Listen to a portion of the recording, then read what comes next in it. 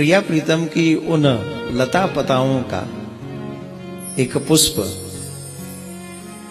श्री अनिरुद्धाचार्य जी है, जो बाहर मध्य प्रदेश से चलकर सिद्धाम वृंदावन पहुंचे और वृंदावन पहुंचकर प्रिया प्रीतम की भक्ति की, भागवत स्वाध्याय किया और फिर उसके बाद कथाओं का रसपान, रसास्वादन आप सबको करा रहे हैं। और सिर्फ सेवा ही नहीं कर रहे कथा की, आप जैसे लोगों के मन में भगवान की भक्ति जगा रहे हैं, सेवा कर रहे हैं, गौओं की सेवा, माताओं की सेवा, और जो भी आवश्यकता लेकर आता है उन सब की सेवा करते हैं। एक बात तो माननी पड़ेगी, परमात्मा सेवा से ही प्रसन्न होते हैं। ये करके दिखाया है अनिरुद्धाचार्य जी ने। अब इन्होंने ऐसी ऐसी लंबी लंबी बातें हमारे लिए कह दी हैं। अब हमको टेंशन हो रही है कि हम कुछ ऐसा ना कह दें जो इनकी बात झूठी हो जाए, क्योंकि हम ठहरे ब्रजवासी, हम अपनी आदतों से कभी भी अलग नहीं आते, वो बात अलग है। परंतु कहने के लिए हम पे बहुत कुछ है। ये ब्रज की धरा, ब्रजवासी, ब्रज का कण कण, प्रिया प्रीतम की लीलाएं, सब कुछ है। परंतु अभी हाल फिलहाल में हम सिर्फ दो बातें आपसे कहेंगे। अभी हम सीधे कलकत्ता से, रात भर कलकत्ता से चल के आए, दिल्ली में एक प्रोग्राम अटेंड किया। रास्ते में हम जब हाईवे पे थे, जमुना एक्सप्रेसवे पे, यहां से आधा पौना घंटा दूर, तो अचानक से हमें याद आया कि हमें एक प्रॉमिस पूरा करना है। ये 2 बार प्रिया कांजू मंदिर आए, दर्शन किया, हमसे कहा कि एनी हाउ आपको आना है, आप जो कहो सो। हमने कहा 1 तारीख तक हम कलकत्ता हैं और कल से फिर हम बाहर चले जाएंगे। हमने कहा अगर हम नहीं गए तो ये समझेंगे कि महाराज झूठा है। भजन के आगे माइक और पब्लिक हो ना तो कुछ भी हो सकता है फिर। तो हमने कहा ये झूठा समझेंगे हमको। तो रास्ते में हमें अचानक से याद आया और हमने कहा कि इनके लोग को किसी को कॉल करो, और हम जाते आश्रम बाद में जाएंगे, पहले वहां दर्शन करके अपनी हाजिरी लगा के अपना प्रॉमिस पूरा करके। अभी हमारे घर वालों को पता भी नहीं कि हम वृंदावन में आ गए, हमारी देवी जी को नहीं पता कि हम आ गए, वो सोच रही हैं अभी रास्ते में ही होंगे। तो अपना प्रॉमिस पूरा करने के लिए, क्योंकि आप श्री 2 बार प्रिया कांजू पधारे और अब तक बहुत ऐसे ही था, कभी आप व्यस्त, आप भी कम व्यस्त नहीं, हम भी, ठाकुर जी ने सेवा दे रखी है, बाहर रहते हैं। पर आपसे 2 चीजें हम जनता जनार्दन से कहेंगे, प्लीज इसे आप और महाराज श्री भी इसे आगे शेयर कर दें। पहली बात, जितना धर्म को तुम जानते हो उतना नेक्स्ट जनरेशन को दे दो, अदरवाइज तुम्हारे घर के मंदिरों में कोई दीपक जलाने वाला नहीं रहेगा। लोग तो रहेंगे, दीपक नहीं जलेगा, क्योंकि जैसा माहौल बनाया जा रहा है, हमारे बच्चों को धर्म के विरुद्ध किया जा रहा है, उन्हें गलत दिशाएं दिखाई जा रही हैं। आप कल्पना करिए, 10 बरस का बच्चा दुष्कर्म कर सकता है, वो भी जबरदस्ती, 6 वर्ष की बच्ची से। अभी दिल्ली भजनपुरा में यह कांड हुआ। 10 बरस का बच्चा, 13 बरस का बच्चा, 16 बरस का बच्चा, एक बच्ची को उठा के ले जाते हैं और जब दुष्कर्म करते हैं। ये किसकी कमी है? ये बच्चों की कमी नहीं। आप सबको ये नेट पे, सोशल मीडिया पे डालना चाहिए कि भारत सरकार ऐसा कानून लाए जिससे सोशल मीडिया पे भी सब कुछ न डाला जा सके, उस पे भी वही डाला जा सके जो अच्छा हो, उचित हो, जिससे हमारे बच्चों की मेंटलिटी विकृत ना हो। अभी हमारी बच्चों की मेंटलिटी देख रहे हैं आप, मोबाइल के कारण है, वो फिल्मों के कारण है। अच्छा बताओ, हमारे बच्चे सुरक्षित होने चाहिए कि नहीं? आप बोलो, जिस तरीके से आप बोल रहे हो उस तरीके से तो आप ही सुरक्षित नहीं लग रहे।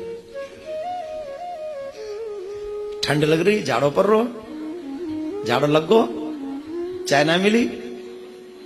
अच्छा बताओ, आने वाली पीढ़ी सुरक्षित होनी चाहिए कि नहीं?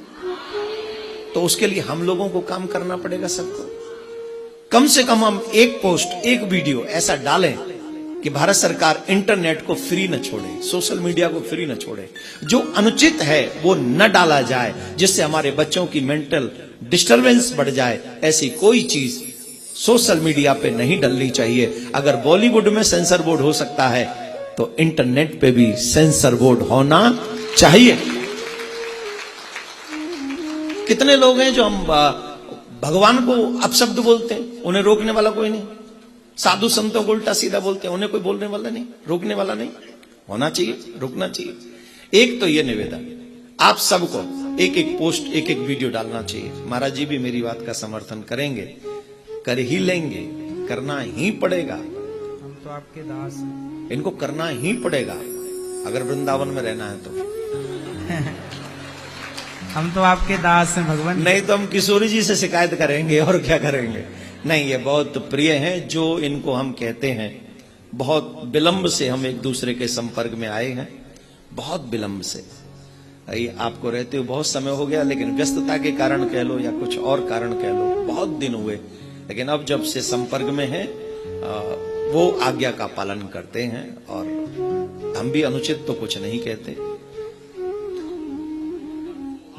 हाँ, आप लोगों को सौभाग्य है, अब हमारी पूजा करो तुम।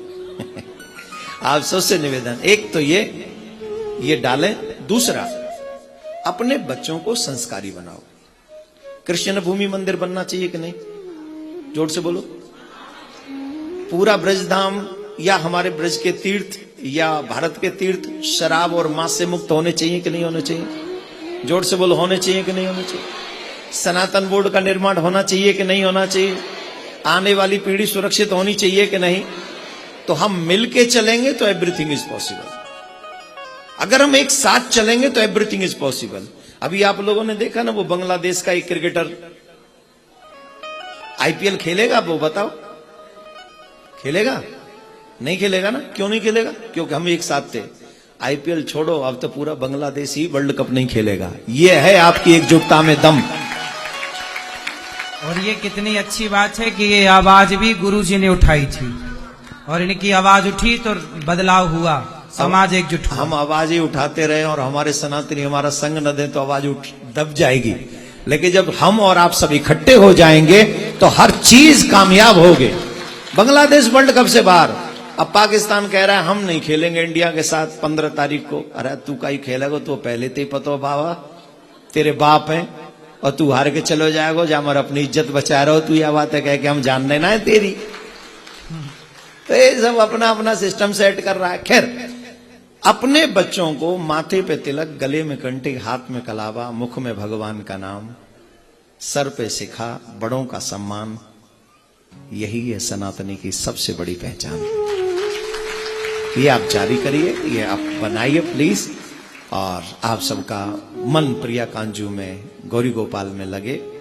महाराज जी के बताए हुए मार्ग पर आप चले, भगवान का भजन करें, अपने बड़ों का आदर करें, इन्हीं शब्दों के साथ। क्योंकि अभी मैं कथा में बाधा नहीं बनूंगा, मुझे अपना प्रॉमिस पूरा करना था, इसलिए मुझे आना था। आप सबके दर्शन हो गए, पूज्य महाराज श्री के दर्शन हो गए।